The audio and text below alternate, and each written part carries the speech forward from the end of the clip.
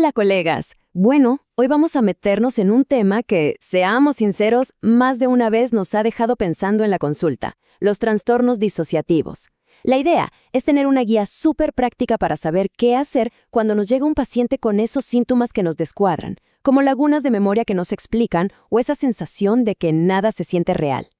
Y esta es la pregunta del millón, ¿cierto? ¿Qué hacemos? Porque enfrentarse a esto en el box puede ser súper confuso. Así que tener un esquema claro, un paso a paso, es fundamental no solo para el día a día, sino también, y ojo aquí porque es un tema clásico en exámenes como el EUNACOM. Esta va a ser nuestra hoja de ruta. La armamos pensando en el proceso mental que hacemos en la consulta. Partimos con la sospecha, entendemos de qué se trata, vemos las distintas formas que toma, lo diferenciamos de otras cosas y finalmente decidimos qué hacer. Simple y al grano. Bueno, partamos por lo más complejo: darnos cuenta de que estamos frente a un posible cuadro disociativo. Y es difícil, porque los síntomas son, muchas veces, vagos, extraños. El paciente cuenta la historia de forma fragmentada. Por eso, la sospecha clínica, ese olfato que desarrollamos, es absolutamente clave. Entonces, para entenderlo bien, ¿qué es la disociación?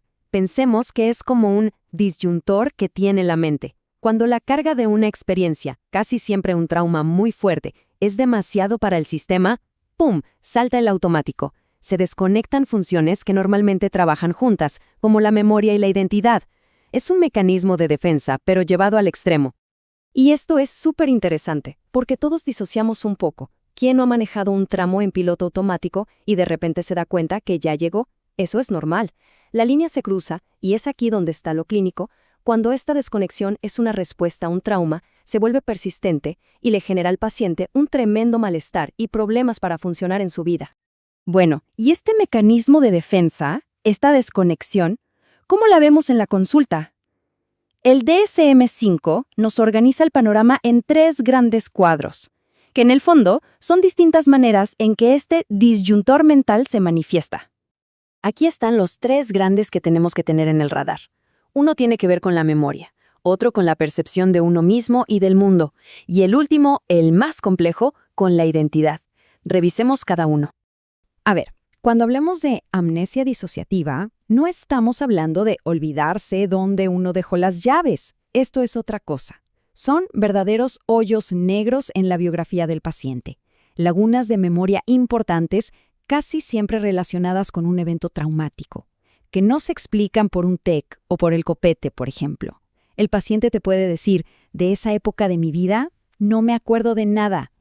Y luego tenemos esta variante, que es casi de película, la fuga disociativa.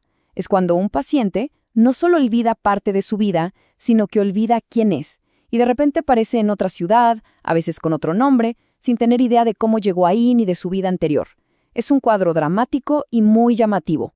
Imaginen que un paciente les dice esto. Esta frase describe perfecto lo que es la despersonalización, la sensación de ser un observador externo de tu propio cuerpo, de tus propias acciones. Y su prima rana, la desrealización, es lo mismo pero con el entorno. Sentir que el mundo no es real, que es como un sueño o una escenografía. Ojo acá, colegas, esto es pregunta de UNACOM sí o sí. El punto clave que lo diferencia de la psicosis es este: el paciente mantiene el juicio de realidad. Sabe que lo que le pasa es raro. Te dice: doctor, sé que esto no es normal, pero me siento como si estuviera flotando. Un paciente psicótico, en cambio, vive su delirio como la realidad. Esta es la perla clínica que no se nos puede pasar. Y finalmente llegamos al más grave y conocido mediáticamente, el TID, lo que antes se llamaba trastorno de personalidad múltiple. Aquí la fragmentación es total. La identidad de la persona se divide en 2 o más estados de personalidad distintos, que la gente llama alters, que toman el control en diferentes momentos. Y por supuesto, hay amnesia entre un estado y otro. Perfecto, ya tenemos una sospecha. Pero calma, antes de saltar a conclusiones y derivar con la etiqueta de trastorno disociativo, tenemos que hacer nuestro trabajo de médico general, el diagnóstico diferencial. Hay que descartar otras cosas que se pueden parecer mucho. Revisemos esta tabla. Con la psicosis, ya lo dijimos, la clave es el juicio de realidad.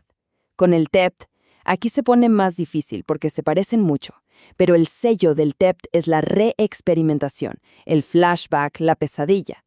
El trastorno de conversión, por otro lado, se manifiesta con síntomas neurológicos como una parálisis o ceguera que no tiene causa orgánica.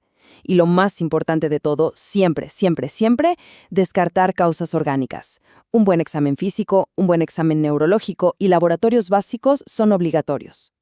Entonces, con todo este panorama, ¿cuál es nuestra pega en la atención primaria? Y esto es súper importante para no angustiarnos. Nadie espera que hagamos el diagnóstico de certeza o que iniciemos una terapia compleja. Nuestro rol es mucho más acotado y claro. Sospechar, descartar lo orgánico y, lo más crucial, derivar de forma segura. O sea, nuestro algoritmo es este. 1. Sospechar, prender las alarmas con historias raras. 2. Conversar con el paciente, con empatía. 3. El descarte de organicidad, que ya repetimos. 4, y esto es no transable, evaluar riesgo suicida. Estos pacientes tienen un riesgo altísimo. Y 5, una vez hecho todo lo anterior, hacer una buena derivación a salud mental. Y para la anamnesis, no hay que tenerle miedo a preguntar. Una pregunta directa como ¿alguna vez has sentido como si se estuviera viendo desde fuera? Puede abrir la puerta a que el paciente por fin cuente lo que le pasa. Por supuesto, indagar con mucho tacto por historia de trauma es fundamental. Y bueno, es útil saber que existen escalas como la DES, aunque el diagnóstico final siempre lo hará el especialista con entrevistas estructuradas. Ok, para ir cerrando, vamos a amarrar las ideas más importantes y echar un vistazo rápido a qué pasa después de que derivamos. Esto es útil para poder orientar bien al paciente sobre lo que viene.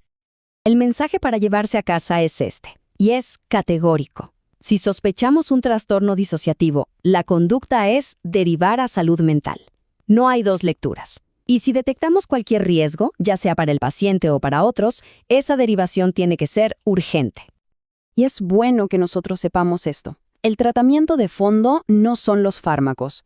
O sea, los medicamentos nos van a ayudar un montón con la depresión o la ansiedad que casi siempre vienen de la mano, pero no curan la disociación. El pilar del tratamiento es una psicoterapia a largo plazo, muy especializada, que primero busca que el paciente se sienta seguro, para luego poder, de a poco, procesar e integrar esas memorias traumáticas. Y me gustaría terminar con una reflexión que va más allá de un diagnóstico o de un examen. Estos casos nos golpean en la cara con la conexión brutal que existe entre el trauma y la salud. Así que la pregunta que nos queda es, en nuestra consulta del día a día con el paciente que viene por una cefalea o un dolor abdominal crónico, ¿estamos realmente buscando las huellas que el trauma puede haber dejado? Quizás esa sea la lección más importante de todas.